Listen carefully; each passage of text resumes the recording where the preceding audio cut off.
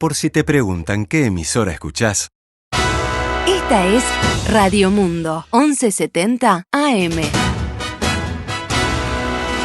¡Viva la radio!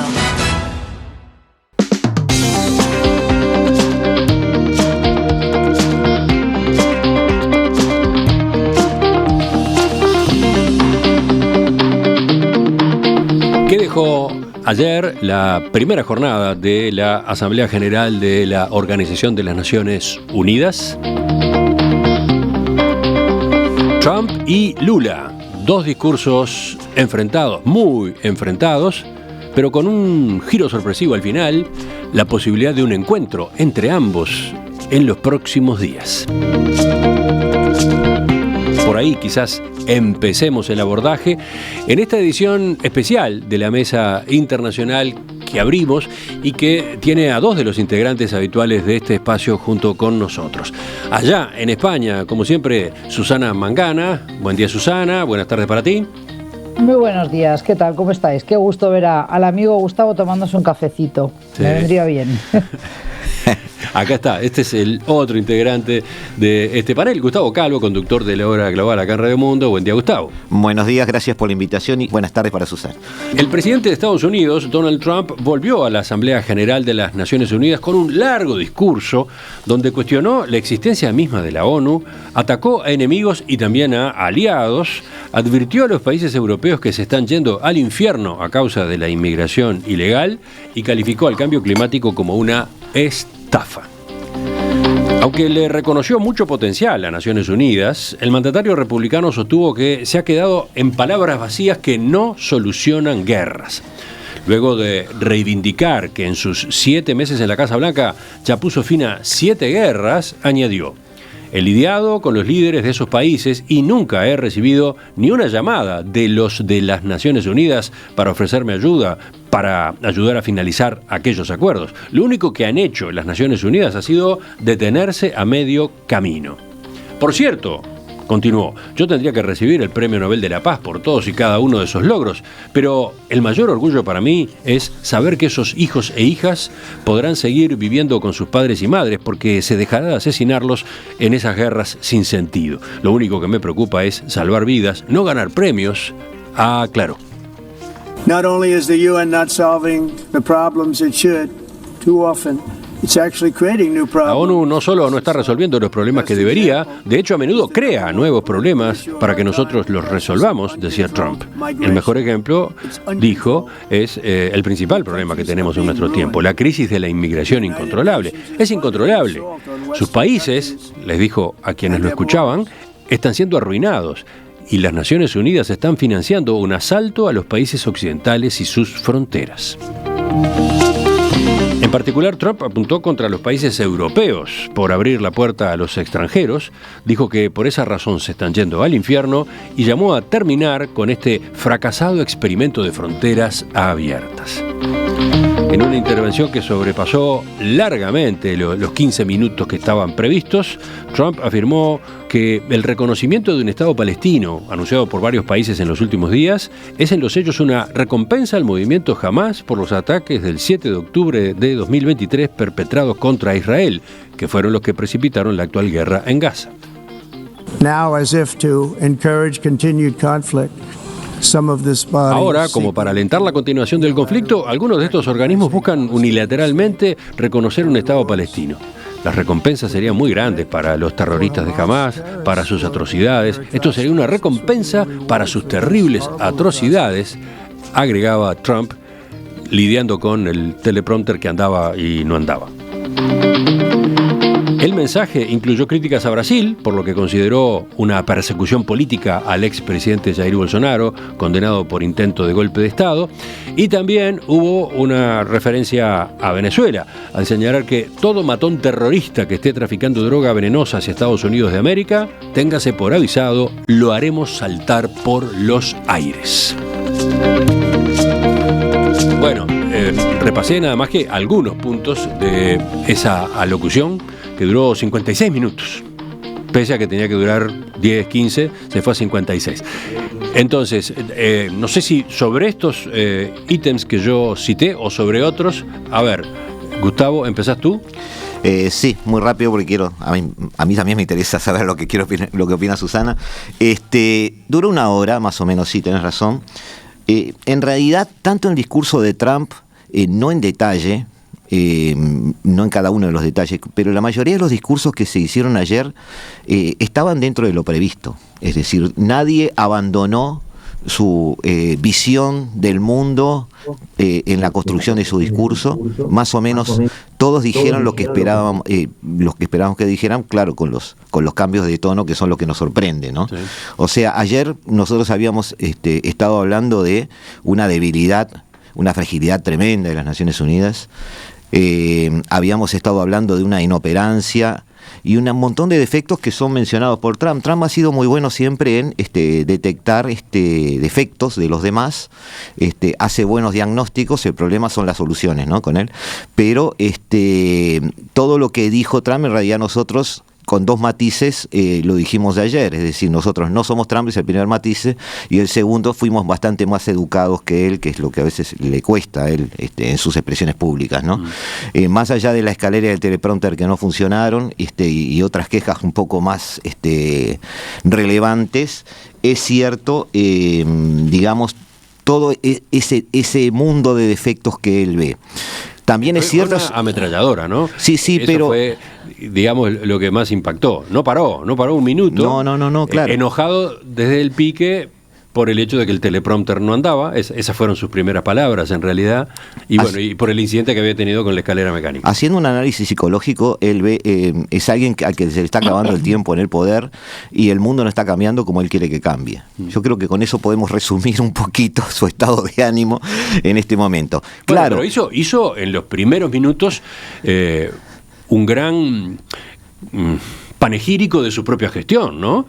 Fue recontracontundente en destacar lo que ha logrado en los 7 meses que lleva en la Casa Blanca, tanto en cuanto a la economía de su país, sí, como al control de la inmigración, que es un fenómeno que le preocupa, como a su gestión en temas internacionales, por ejemplo, parando conflictos, ¿no? Lo que pasa es que eso es parte del problema, Emiliano, es decir, cómo analizar a alguien que realmente es proactivo, alguien que hace cosas, que por supuesto con muchas de las cosas no estamos de acuerdo, con muchas de las cosas no llega a las soluciones que pretende, sino que genera efectos contrarios a los que pretende, pero sigue queriendo ser proactivo y sigue queriendo ver defectos en los demás. Entonces uno está tentado a decir, si uno se pone en la vereda de enfrente, decir, bueno, yo qué sé, odio a Trump, no lo soporto más, démosle el premio Nobel de la Paz y capaz que así se va más temprano a su casa, pero el problema es que me pasa lo mismo con él que con Putin, que con algunos otros líderes, porque yo estoy seguro que si Trump no estuviera en la Casa Blanca, hoy ya Estados Unidos hubiera estado tirando bombas en Rusia, es decir, lo que viene después de él no es exactamente mejor. Donald Trump cometió un gran error, aunque eso para muchos estudiosos del poder es lo que hay que hacer, yo estoy en contra de eso, es que llevó al llegar al poder, llevó a rodearse de militantes, no de profesionales. Muchas veces los militantes son útiles por un tema de confianza, lo sufrió él en su primera presidencia, pero el problema es que los militantes no tienen la cabeza de los profesionales, sobre todo en el tema diplomático. Y ahí sufrimos un poquito eso, es decir, Trump, aunque no parezca, muchas veces es contención para muchos temas. Muchas veces prefiere reunirse con Putin, que hablen de una supuesta sumisión de él o simpatía o lo que fuera, pero esa reunión es la sustitución de otro tipo de acciones que hubieran tomado otros, un Vance, por ejemplo, un Hegseth, por ejemplo, y bueno, esa es la complicación del análisis de Trump. Ahora, Naciones Unidas sigue siendo tan frágil como la vimos ayer, sigue demostrando fragilidad, pero Trump no aportó soluciones. Susana. Bueno, qué decir, en esto también estoy de acuerdo con Gustavo prácticamente en todo, ¿no? Me parece que, primero, como algo anecdótico, son 2 presidentes bien distintos, con una ideología muy opuesta. Ambos tienen la misma edad, si Google no miente, 79 años, ¿no? Cierto. Los 2. Trump y Lula. Entonces, bueno, ambos con esposas jóvenes, hombres también con mucho carisma para sus seguidores. Pero evidentemente Trump, tal como nos tiene acostumbrados, proclamó, dio un discurso incendiario, confrontativo, podemos decirlo de manera diplomática, nacional soberanista, atacando a la ONU, la migración, las políticas climáticas, todo es un con job, todo es una estafa, equiparando también el reconocimiento de Palestina, que sabemos que es otro de los grandes temas de esta Asamblea General de ONU, el reconocimiento de Palestina de los países occidentales que lo han reconocido últimamente, entre ellos Reino Unido, Canadá, Australia, Francia, como ya dijimos ayer, pues lo equiparó con un premio a Hamás, y de esto hablaremos después, y ofreció también una promesa muy vaga, muy amplia, de terminar la guerra en Gaza, pero no dice cómo, no tiene un plan para ello, ¿no? Eso es el primer resumen express, digamos, sobre el discurso de Trump, y confrontándolo con el de Lula, ¿no? Que hizo una defensa del multilateralismo social, habló del hambre, de la desigualdad, condenó a Hamás, dijo que no era sostenible, los ataques no se podían sostener desde ningún ángulo, y también denunció el genocidio en Gaza, pidió la solución de los dos estados, la reforma de Naciones Unidas y una acción climática seria. Yo creo que de Lula vamos a hablar, en todo caso, en los minutos siguientes, ¿no? Vamos a ir por partes. Primero detengámonos en Trump, justamente. En Trump.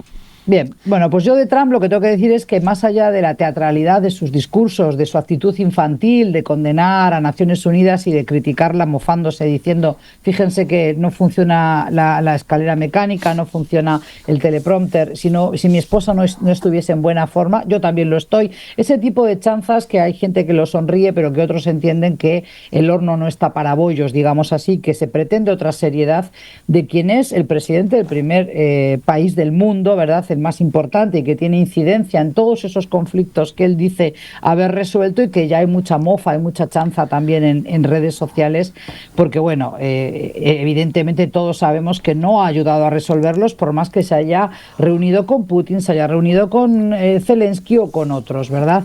Pero claro, él está atrás de ese premio Nobel y por supuesto que no le creemos cuando dice que no le interesan los premios. Claro que sí, él quiere tener como Obama su premio Nobel de la Paz, y por eso es que luego Macron aludía en su discurso a que, bueno, como condición para obtenerlo tendría que poder alcanzar un fin de la guerra en Gaza, porque es el único país que puede exigirle a Israel que frene esta guerra y que pare. Entonces, bueno, yo creo que, como dice Gustavo, nada nuevo bajo el sol.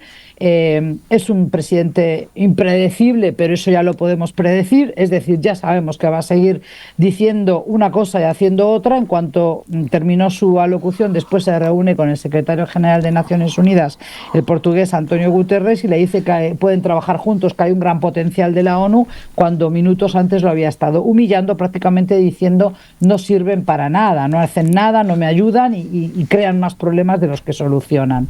Con lo cual, bueno, pues tenemos a un presidente que se jacta de ser un gran estadista, cuando lo que sabemos que hace es lanzar ideas, lanzar como bombas así incendiarias, y que después otros las recojan y las trabajen.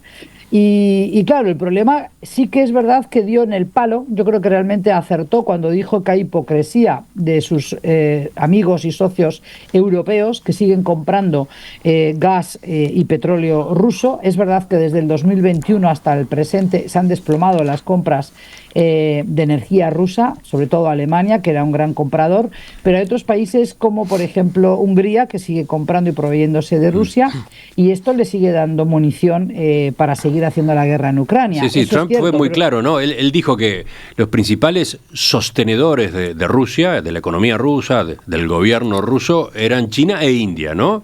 Pegó primero ahí por justamente las compras de petróleo que realizan esos países, pero a continuación fue contra los países europeos. Marcó esa contradicción que está señalando Susana recién, y después terminó con la conclusión. ¿No se dan cuenta que están financiando la guerra que ellos sufren, ¿no? Que están pagando la guerra que Putin les está llevando a cabo en su zona de influencia? En ese sentido fue absolutamente frontal, ¿no? Es frontal y hay que tomarlo todo con cautela, pero esa parte por eso lo reconozco como una verdad parcial, porque es verdad que han seguido entrando desde el 2022, febrero de 2022, cuando inicia la guerra de agresión hacia Ucrania, ha seguido entrando cargamento de gas natural licuado de Rusia. pero, digo, hasta la fecha, pero las compras europeas sí que han caído, se han desplomado respecto al 2021 y la Unión Europea ha pagado un alto coste. Es decir, ha habido que hacer un plan urgente y muy rápido de sustitución.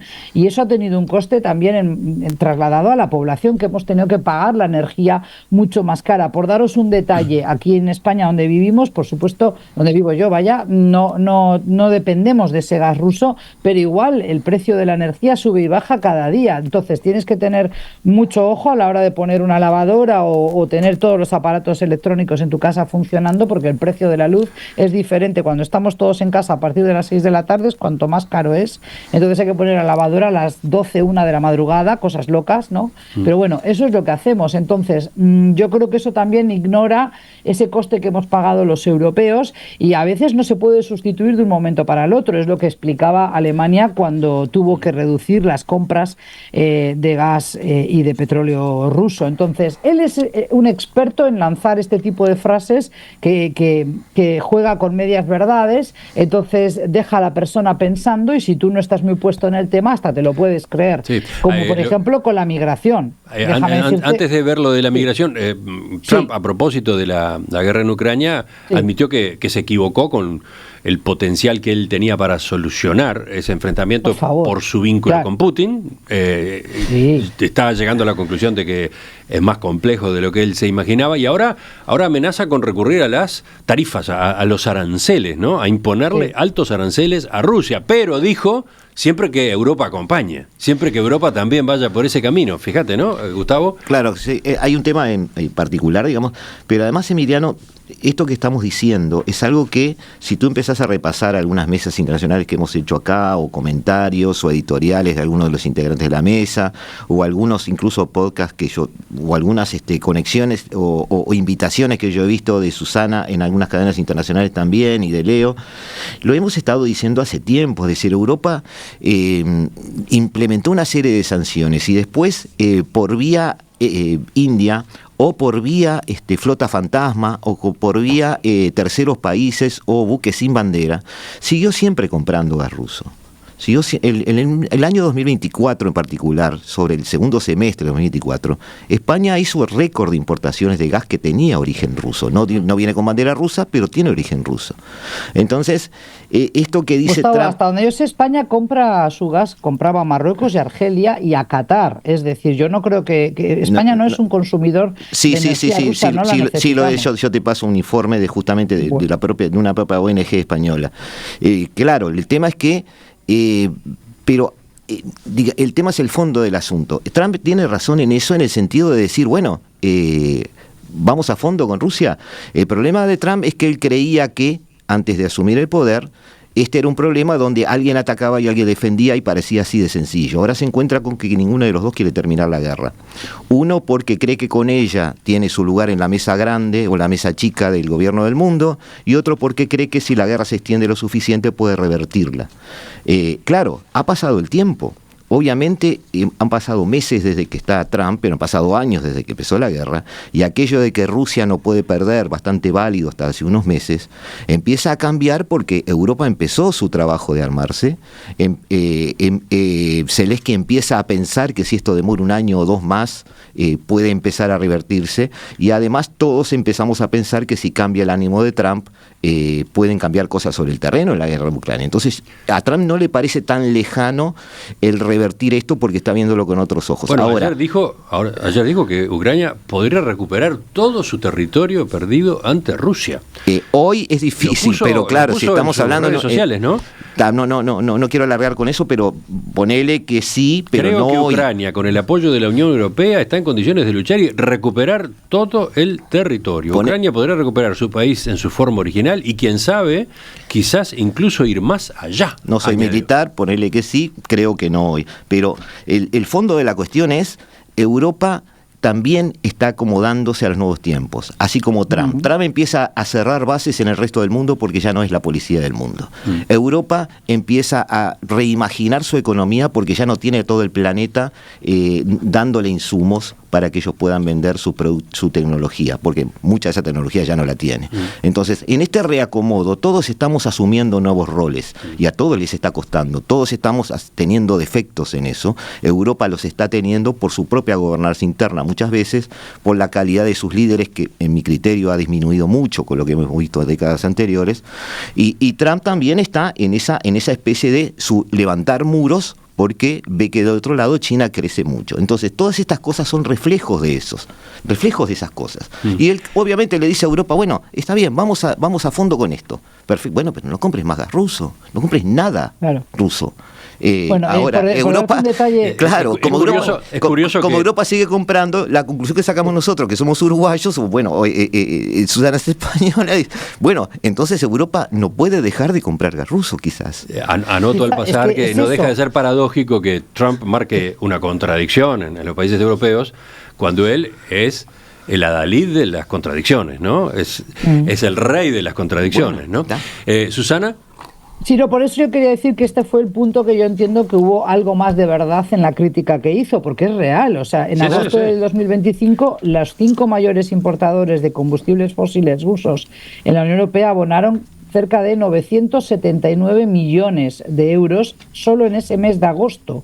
De ese monto, el 66% fue gas natural y 32% crudo, o sea, petróleo. Entonces, es verdad que ha disminuido mucho la importación de gas ruso, el gas en estado gaseoso, porque del 2021, que era el 48% lo que se importaba, ahora, en el segundo trimestre del 2025, es un 12%. Pero claro, para algunos países es difícil, otros no tienen la voluntad de dejar de hacerlo. Como dije antes, Hungría es uno de ellos y, si no me falla la memoria, Eslovenia. Pero habría que verlo. De todas maneras, entiendo yo que igual esto no anula la crítica que podemos hacerle a un Trump que entró triunfante a la Casa Blanca diciendo que en un día cerraba el capítulo de la guerra de Ucrania-Rusia, y a todas luces desconocía el tesón de un Putin que también quiere devolver grandeza a Rusia como él quiere devolver grandeza a América. Yo diría eso, ¿no? Desde la audiencia, Rodrigo acota: Trump le compra petróleo a Venezuela, le compra petróleo a Maduro. Por supuesto. Estados Unidos le compra petróleo. Eso es válido para los dos, para Maduro y para Trump. Sí, claro. O sea que a la hora de marcar incoherencias, la lista es larga, se puede mirar para un lado, se puede mirar para el otro. Tiene otras que las iremos diciendo, otras perlas de incoherencia. Enseguida, un último punto por lo menos de lo que señaló Trump ayer ante la Asamblea General. Susana, quedó pendiente el capítulo migraciones, que fue importante en la locución de Trump. A ver. Me interesa especialmente esto porque yo creo que vivimos en un mundo donde esta polarización, ayer hablábamos de ella, pues sigue cebándose como cabeza de turco. Hemos tomado todos los países europeos en general, pero también en Estados Unidos, y pasa también en América Latina a veces. Pensemos en los haitianos, por ejemplo, como antaño bolivianos en Argentina, etcétera. La migración, ¿no? Trump pide claramente cerrar fronteras, expulsar extranjeros, y asocia siempre la migración con crimen. Esto es un dato totalmente falso. Aquí no hay verdad ninguna. Décadas y décadas de estudios muy serios en su propio país, de instituciones independientes, pero también de universidades, demuestran que los inmigrantes, incluso aquellos que son indocumentados, delinquen menos que los nacionales, que los nativos. Y en la OCDE, en los países de la Unión Europea, es que dependemos de las migraciones para poder mantener nuestro bienestar social y para mantener la producción económica de los países. Donde yo estoy, en España mismo, es muy claro ese dato, muy evidente, y uno dice a veces, ¿dónde viven los políticos de derecha hoy y extrema derecha? Un discurso que antes era solo de la extrema derecha y que ahora, en este capítulo de las migraciones, también se han unido, se han amalgamado esos discursos desde la derecha. Es muy triste para mí porque digo, esta gente no pasea por Madrid, no va por los barrios que voy yo, no se monta en el metro, no ve las caras, no ve las personas que están yendo a trabajar o viniendo de trabajar. Entonces, bueno, esto creo que es totalmente falso, y hay muchísimos análisis importantes que se hacen desde observatorios varios de las migraciones que demuestran que son los nativos y en Estados Unidos especialmente, los que delinquen más que los inmigrantes. Gustavo.